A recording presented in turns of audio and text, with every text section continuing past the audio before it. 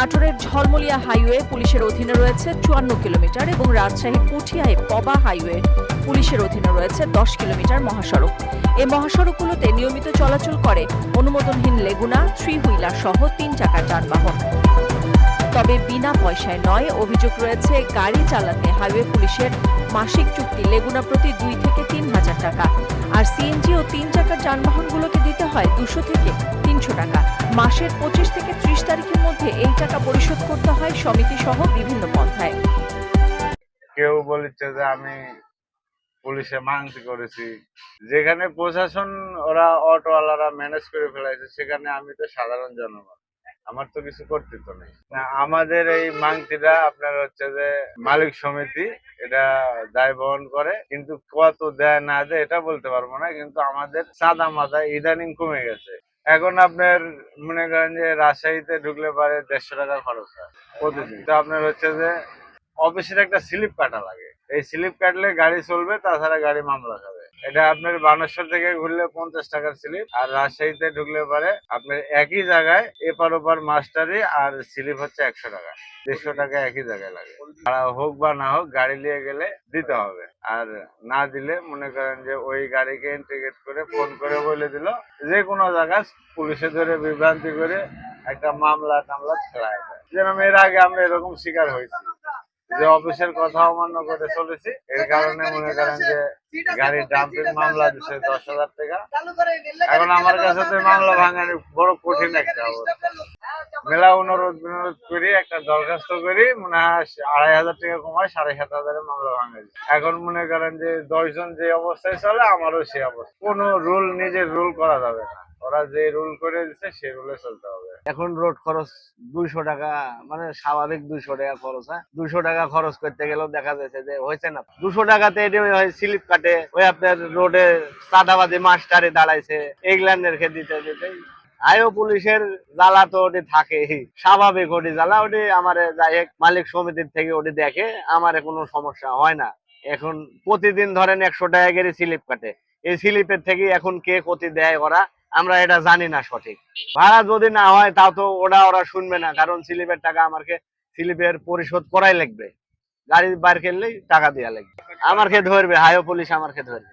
এটা যদি মাসিক বিটরা না পায় তাহলে তো ধরবেই। আমার এই গাড়িটা হয়তো নাটোরে আসছে, গাড়িটা যদি নাই মিট নাই রাখে তাহলে তো আমাকে ধরবেই। রাজশাহী বাজার কোর্ট থেকে নাটোর পর্যন্ত চলাচল করে আমার 2 ভাগ আছে, মানে যে রাজশাহীর গাড়ি ওগুলা বানেশ্বর থেকে বাজার কোর্ট মারে, আর যেগুলা মানে নাটোরে মারে সেগুলো হলো বানেশ্বর থেকে শুধু নাটোর হরিশপুর আসে। এত দূরই সীমানা। দিনের ভিতরে তো গন্তি করলে তো অনেক, তাও 1-150 গাড়ি চলেই অবশ্যই প্রতিদিন। হাই রোডে এগুলা মালিক সমিতি ভর্তি করা আছে এইসব গাড়ি। ওই মালিক সমিতিতে আমরা মাস্টারি দিই, আর আপনার স্লিপ কাটে। প্রতিদিন আমরা স্লিপ কাটে হলো 100 টাকা করে। মানে এই কারণে আমরা তো ধরেন গাড়ি কিনছি, মালিক সমিতিতে ভর্তি করেছি, এখন আমরা এই ভাগে চালাচ্ছি। স্লিপ কাটলে এটা হলো স্লিপ হলো আপনার মালিক সমিতির টাকা দেয়, মালিক সমিতির লোক তখন প্রশাসনকে দিয়ে আর কি চলে। এক কথায় এই গাড়ি রোড পারমিশন নাই, হাই রোড কাগজপাতি সব থেকে রোড পারমিশন নাই। এই গাড়ি পুলিশের সাথে মানতি করে এক কথা চলে রোড। এই গাড়িগুলো বনপাড়া লোকাল চলে, আর রিজার্ভ ভাড়া হলে আপনার সিরাজগঞ্জ রোড কল পিয়া পাবনা এগুলো জায়গা যায়। অটো অবৈধ গাড়ি, এগুলা গাড়ি মহাসড়ক দিয়ে চলতেছে, আর আমাদের জেনুইন গাড়ি নাম্বার করা গাড়ি আমরা গাড়ি চালাতে পারতেছি না। শহরের ভিতরে আসলে পরে বলে যে আপনার কাগজপাতি দেন, ড্রাইভিং লাইসেন্স দেন, এগুলো যদি করি সবকিছু কমপ্লিট থাকে, কিন্তু যখন হাই রোডে দেয় তখন বলে যে এটা অবৈধ। তাহলে নাম্বার প্লেটের মূল্যটা কোথায়, আর আমরা যাবো কোথায়? আমাদের মোটর যানের আইনের ভিতরেও রাখে, আবার রোডে গেলে মোটর গাড়ির যে যানের নিয়ম সেই নিয়মের ভিতরে আমাদেরকে চলতে দেয় না। সর্বোচ্চ আপনার হাইওয়ে পুলিশই বেশি করে এই ঝামেলাগুলো। সিস্টেম করে তখন চলছে, আগেও চলছে ভাই, পুলিশের ইয়ে তো তখন নেতা ফেটা ছিল, আগে চলতেছে ওই যে মালিক সমিতির একটা ইয়ে ছিল, ওই ইয়ে চলো মাসিক ছিল আগে। মনে হয় সম্ভবত প্রতিদিন 50 টাকা করে এখানে ইয়ে মাস্টার এলিয়া পুলিশ টুলিশ দেয়া এটা ম্যানেজ করে চালাতো। যেমন এরকম মনে করেন সমিতির সাথে যদি কোনো চুক্তি হতো আমাদের, কিংবা হলো হাইয়ের সাথে কোনো চুক্তি হতো, তাহলে সমস্যা হয়তো ছিল না। কারণ আমরা যে রোডে গাড়ি চালাই ওর সাথে একটা আমার ভালো সম্পর্ক। ওই দেখা যাচ্ছে যে যখন আমার সাক্ষাৎকার ওরা লাইভে দেখবে, তখন কবি তুই সাক্ষাৎকার দিচ্ছিস, তোর গাড়ি বন্ধ, তোর এখন 5,000 টাকার মামলা দিলাম, তোর গাড়ির রেজিস্ট্রেশন ফেল, কাগজপাতি নাই, ড্রাইভিং লাইসেন্স নাই, এই টাকাটা তো আর আপনি দিবেন না। এই টাকাটা আমি গরিব মানুষ, আমার পকেট থেকে যাবে। কারণ এই গাড়িগুলো একটা করে গাড়ি 6,75,000 টাকা দাম এখন বর্তমানের বাজারে। একটা গরিব মানুষ এনজিও লোন কিস্তি জমি বিক্রি করে প্যাটের দায় কিনে নিয়ে এসেছে, নিয়ে এসে মনে হয় গাড়ি রোডে তোলার সাথে সাথেই আগে মামলা দেয়, আগে নাম ক এই মনে করেন 1 কিলো আমার এই স্টানের ওই মনে করেন যে মাসিক একটা চান্দা আছে, এই চান্দা দেওয়া লাগে। কত টাকা? 200 টাকা 200 টাকা মাসিক। মাসে 200 টাকা দেওয়া লাগে প্রত্যেক গাড়ি? প্রত্যেক প্রতিটা গাড়িতে। ওই যে হচ্ছে হাইওয়ে না, পুলিশ প্রশাসন মান্থলি টান্তি আছে, এগুলো জন্য দেওয়া লাগে। ভাড়া না হলে ভাড়া না খাইলেও দিতে হবে। জুলুম তো মনে করেন যে তুলতে হলে পারে কি করা। মানে প্রতি মাসে 200 টাকা আর প্রতিদিন হচ্ছে 30 টাকা করে। না দিলে কি হবে? না দিলে হ্যান ত্যান গাড়ি চলবিলে, গাড়ি ধরে পুলিশ উৎপাত, এই পুলিশের উৎপাত বুঝলি। 200 টাকা লেয় হচ্ছে বলে যে গাড়ি ধরে, গাড়ি ধরবে না পুলিশে। এতে পুলিশের স্বাস্থ্য বাড়লেও লাইসেন্স ও অদক্ষ চালকের কারণে দিন দিন সড়ক দুর্ঘটনা বাড়ছে বলে জানান নিরাপদ সড়ক চাই নাটোর শাখা। ইদানিং নাটোর শহরে এবং নাটোর শহর সহ নাটোর জেলায় সড়ক দুর্ঘটনা বৃদ্ধি পেয়েছে। আমরা লক্ষ্য করে দেখেছি জুন মাসে সড়ক দুর্ঘটনায় নাটোর জেলায় 15 জন এবং জুলাই মাসে সড়ক দুর্ঘটনায় এ পর্যন্ত 7 জন মারা গেছেন। সব মিলিয়ে জুন এবং জুলাই মাসে 17 জন নিহত হয়েছেন। এর প্রধান কারণ 3 চাকার গাড়ি মহাসড়কে লাইসেন্সবিহীন চলায়, তাদের কোনো লাইসেন্স নাই। 3 চাকার নসিমন, ভটভটি, করিমন আমরা যেটাই বলি, এটা মহাসড়কে চলা একেবারেই অবৈধ, কারণ এদের কোনো লাইসেন্স নাই, এদের কোনো দক্ষতা নেই। তবে টাকা দেওয়ার কথা অস্বীকার করেন ঝলমলিয়া হাইওয়ে পুলিশ। জলমলিয়া হাইওয়ে থানা নাটোর বনপাড়া ফায়ার সার্ভিস হইতে সিংড়া বাসে ব্রিজ পর্যন্ত আমাদের এরিয়া মোট 50 কিলোমিটারের মতো। এখানে আমি আসা যোগদান করছি সদ্য 1 মাস হয়েছে।